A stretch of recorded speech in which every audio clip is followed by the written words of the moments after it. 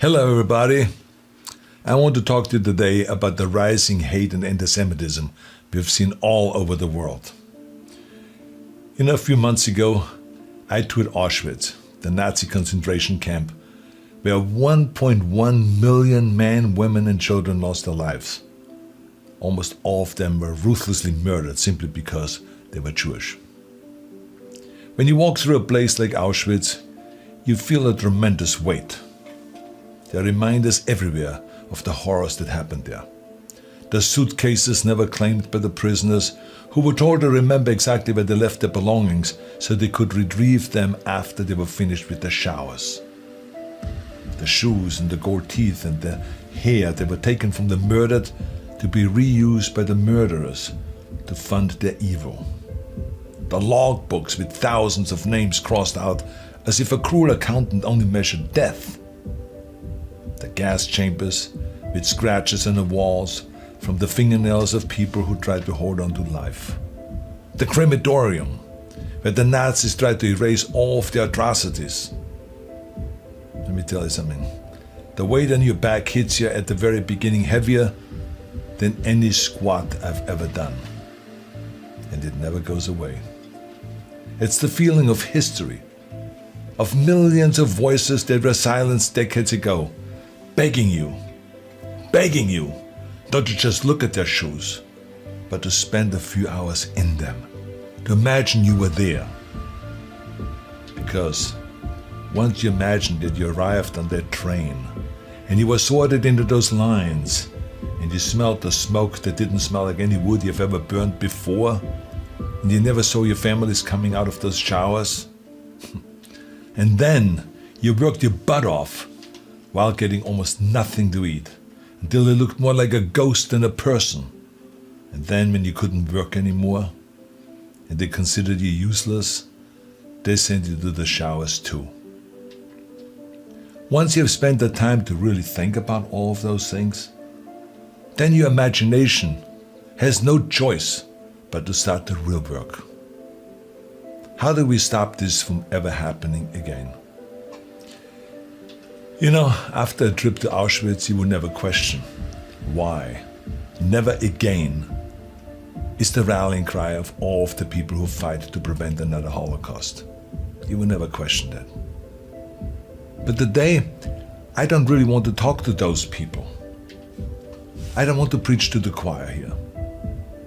Today, I want to talk to the people out there who might have already stumbled into the wrong direction, into the wrong path.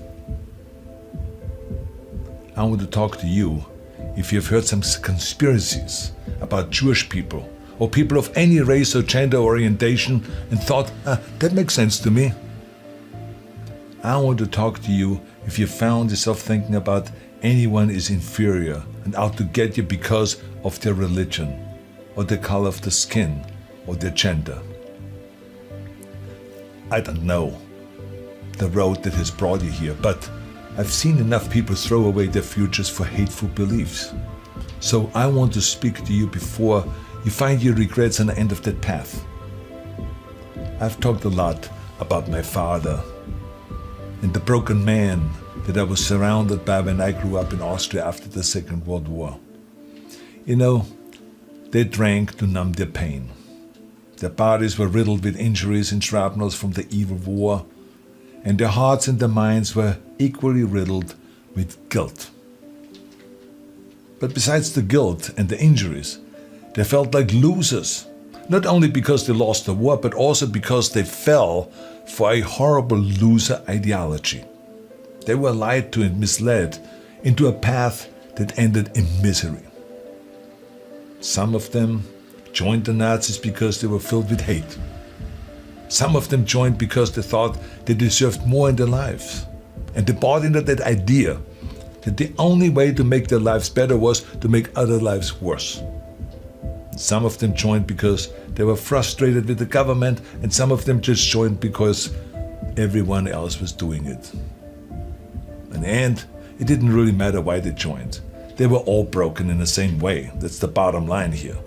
If you find yourself at the crossroads, wondering if that path of hate might make sense to you for one reason or the other, or even wrapping yourself in the flag of hate, I want you to know where that path ends.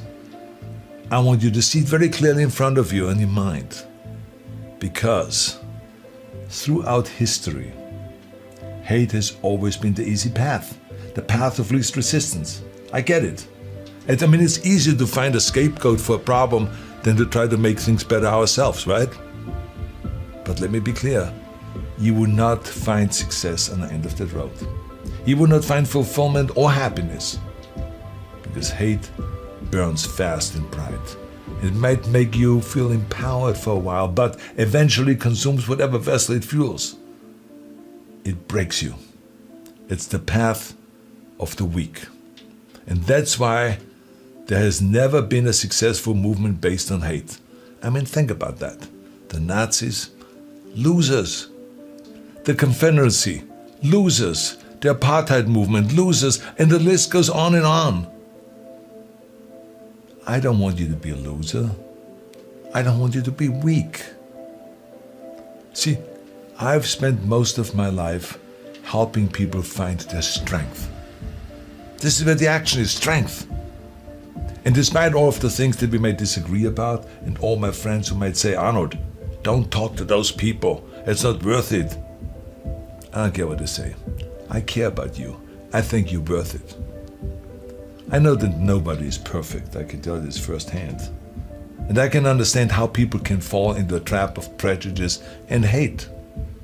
Whether you grow up surrounded by hate, or get sucked into by some of big tech's algorithms that push you to the extreme, I can see how it can happen.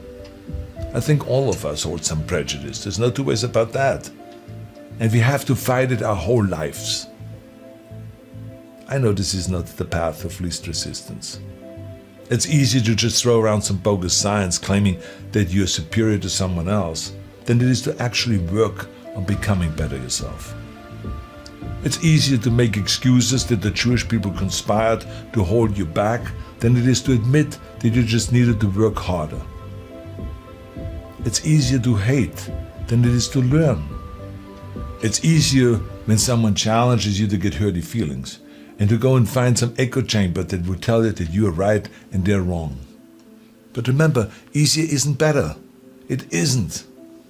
When you spend your life looking for scapegoats, you take away your own responsibility. You remove your own power. You steal your own strength. Nobody who has chosen the easy path of hate has gotten to the end of that road and said, oh, what a life. No. They die as miserably as they lived. No matter how far you've gone, I want you to know that you still have the chance to choose a life of strength.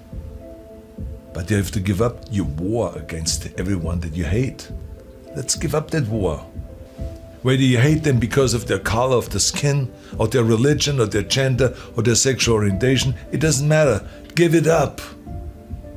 Give up that war. You know, the war that you have to really fight is the war against yourself. You have to fight the war against yourself. And it is not easy to look in the mirror and to change your own life. It's hard as hell. You have to take responsibility. You have to learn new things. You have to feel uncomfortable. Good, because discomfort is how we grow. That's how we become strong.